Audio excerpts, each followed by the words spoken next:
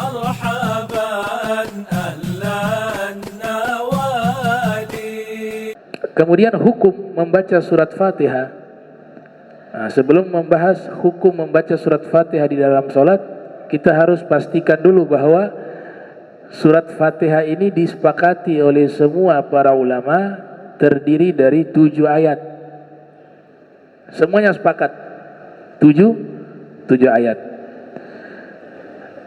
Mereka berbeda di dalam penyebutan basmalah.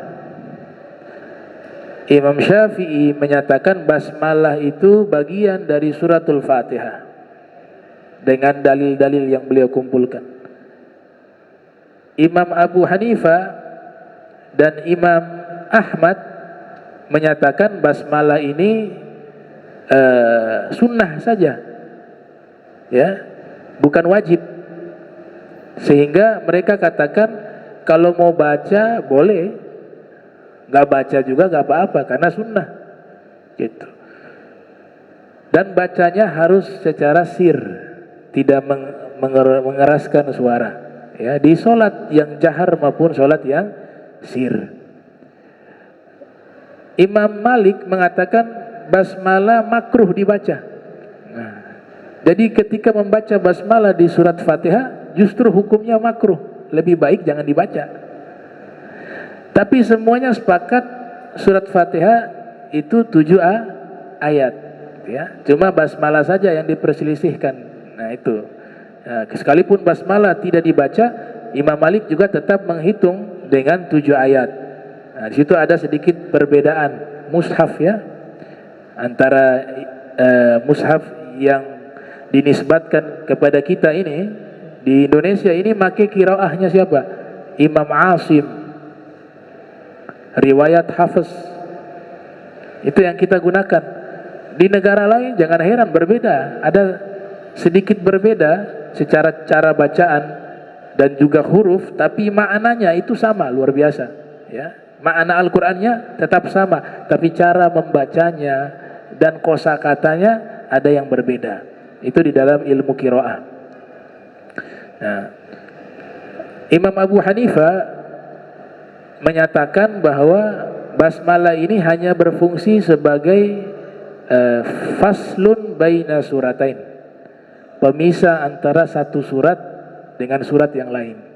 Karena dulu sebelum turunnya basmalah itu para sahabat masih bingung nih, surat ini pemisahnya apa, sehingga kadang-kadang dia tergabung dengan surat yang lain. Nah, ini kesaksian Ibnu Mas'ud. Ibnu Mas'ud mengatakan kunna la na'lamu fasla baina suratain hatta tanzil bismillahirrahmanirrahim. Dulu kami gak tahu nih pemisah satu surat dengan surat yang lain, tapi kami mengetahui surat ini selesai dan dipisah dengan surat yang lain setelah turunnya basmalah, ya, bismillahirrahmanirrahim.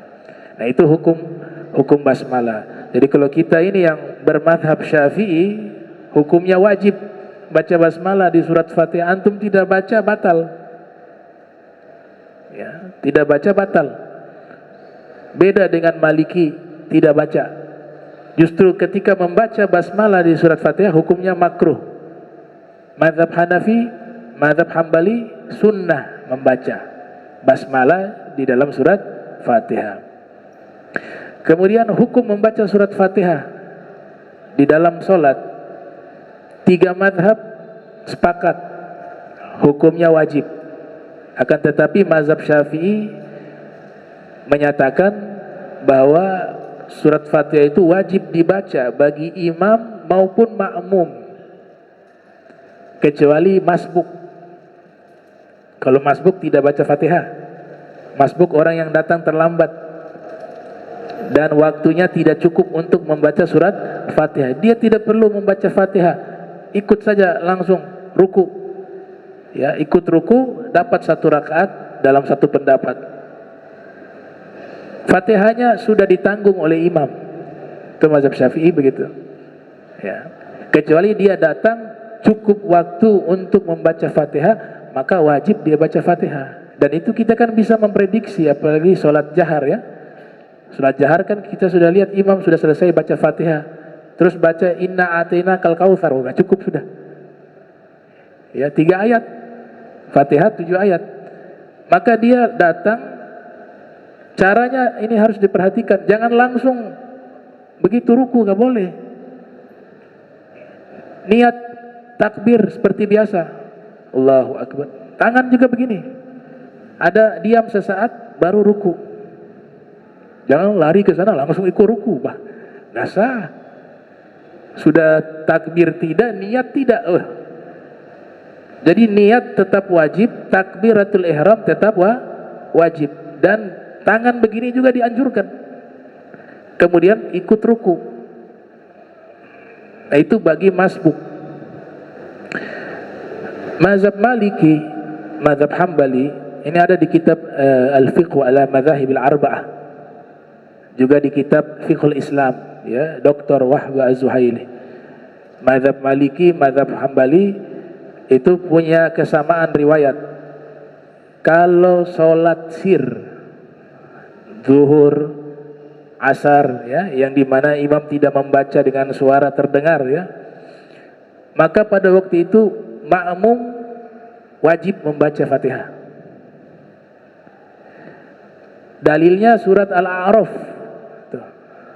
Surat Al-A'raf itu menyatakan kalau imam baca suara keras, kita mendengar bacaan imam surat Fatihah, maka kita tidak wajib membaca Fatihah. Ini mazhab Maliki, ya, mazhab Maliki. Ya. Jadi kalau sholat maghrib 2 rakaat awal misalnya ada bacaan yang imam suaranya terdengar, imam baca Fatihah dan kita mendengar bacaan imam Fatihah, maka tidak wajib kita baca Fatihah, mazhab Maliki. Tapi kalau tidak terdengar bacaan itu, bisa juga tidak terdengar dengan maksud suaranya agak jelas, suaranya pelan, kita mungkin posisinya pelan di belakang, jadi bacaan Fatihahnya tidak terdengar, maka kita wajib baca Fatihah. Atau juga di saat sholat sir, sholat zuhur, sholat asar. Itu mazhab Maliki, mazhab Hambali dalam satu riwayat. Riwayat yang kedua dari mazhab Hambali persis mazhab Syafi'i. Ya, jadi Hambali ini ada dua kelompok ulama, ya. Satu ngikut riwayat Imam Malik atau mazhab Maliki, dan yang satu mengikuti mazhab Syafi'i. Karena di dalam Al-Quran surat Al-A'raf itu Allah Ta'ala berfirman, wa idza quriya Al-Quran, ya, wa idza quriya Al-Quran fastami'u lahu wa ansitu la'allakum turhamun. Apabila dibacakan Al-Quran, wa idza quriya Al-Quran fastami'u lahu, maka kalian hendaklah mendengar, jangan membaca, dengar. Wa ansitu, dan kalian harusnya diam, atau diamlah kalian, la'allakum turhamun, semoga kalian dirahmati. Ini juga diterapkan dalam mazhab Syafi'i. Mazhab Syafi'i itu sunnahnya ketika imam membaca Fatihah, makmum jangan baca surat apapun, tapi makmum tugasnya apa? Fastami'u lahu, bukan fasma'u, ya, beda. Kalau fasma'u itu sekedar mendengar dari kata sami'a, tapi kalau pakai istama'a itu bukan sekedar mendengar, tapi juga tadabbur, konsentrasi, fokus untuk kita bisa memahami makna itu. Makanya saya ini saran, ya, sekedar saran, mohon maaf karena ini punya manfaat sangat besar. Kita tidak tahu arti surat-surat di dalam Al-Quran, tapi jangan sampai Fatihah kita tidak tahu artinya. Saya rasa itu mudah, ya, karena memang surat inilah yang paling wajib. Ini ayat Al-Quran, Allah mengatakan fastami'u lahu, kalian harus dengar, paham maknanya, fokus. Surat lain belakangan deh. Yang paling penting ini Fatihah. Dan sekedar saran, sudah tahu artinya, ya, ditambah lagi kaji tafsirnya, kalau perlu hafal tafsirannya, itu akan membuahkan hasil waktu sholat, dan kita akan masuk ke dalam kesepakatan para ulama bahwa Fatihah itu harus dibaca, bukan sekedar baca, tapi difahami maknanya, dijadikan sebagai surat dialog antara hamba dengan Allah. Bagaimana kita lagi dialog gak paham, yang kita bicarakannya apa? Nah, jadi Fatihah itu jadi fokus utama ya untuk kajian. Maka ulama dulu sudah mengarang tafsir Fatihah secara khusus. Mazhab Hanafi mengatakan membaca surat Fatihah dalam sholat sunnah. Jadi kalau ada orang tidak baca surat Fatihah sah. Tapi kalau baca bagus, sunnah. Pijakan hukum yang diambil itu ada di surat Al-Muzammil. Surat Al-Muzammil, faqra'u ma tayassara minal Qur'an. Faqra'u ma tayassara minal Qur'an. Bacalah sesuatu yang gampang, yang mudah dari Al-Qur'an. Beliau ambil ini dalil sebagai bacaan di dalam sholat. Cari surat-surat yang mudah yang bisa kalian baca, baca dalam sholat tuh. Tapi kembali lagi, mazhab kita, mazhab Syafi'i, Fatihah itu hukumnya wajib. Nah, ini tentang hukum ya. Terakhir saya sampaikan, kemudian ada sunnah membaca surat selain suratul Fatihah dalam sholat. Jadi setelah kita baca Fatihah, ini mazhab Syafi'i, imam kasih kesempatan. Tadi saya katakan, kita kan disuruh mendengar bacaan imam. Ketika imam selesai baca Fatihah, diam sesaat. Disitulah makmum tugasnya apa? Membaca Fatihah. Sehingga Ibnu Hajar Al-Haytami dalam kitab Al-Manhajul Qawim mengatakan dibolehkan bagi imam mengulang Fatihah untuk kedua kali dengan suara sir, untuk bisa memperkirakan waktu baca Fatihahnya sama dengan makmum. Dan mengulang-ulang bacaan di dalam Al-Quran, mengulang-ulang bacaan dalam sholat untuk membaca Al-Quran itu tidak dilarang. Nabi dalam riwayat sering mengulang-ulang. Kadang sholat sampai ba'da isya, sholat sunnah sampai subuh. Diulang-ulang ayat demi ayat, surat demi surat, gak ada larangan. Nah, sehingga Ibnu Hajar Al-Haytami membolehkan imam membaca kembali Fatihah secara sir untuk bisa memprediksi waktu membaca Fatihah dari para makmum. Nah, sehingga dia habis baca Fatihah, dilanjut surat berikutnya. Nah, sunnah membaca surat itu hanya berlaku di 2 rakaat awal. Jadi kalau misalnya sholat 4 rakaat, duhur atau asar, rakaat pertama ini baca Fatihah. Selesai baca Fatihah, baca surat apapun. Disunnahkan yang lebih panjang nanti daripada yang rakaat kedua. Di rakaat kedua baca Fatihah lagi.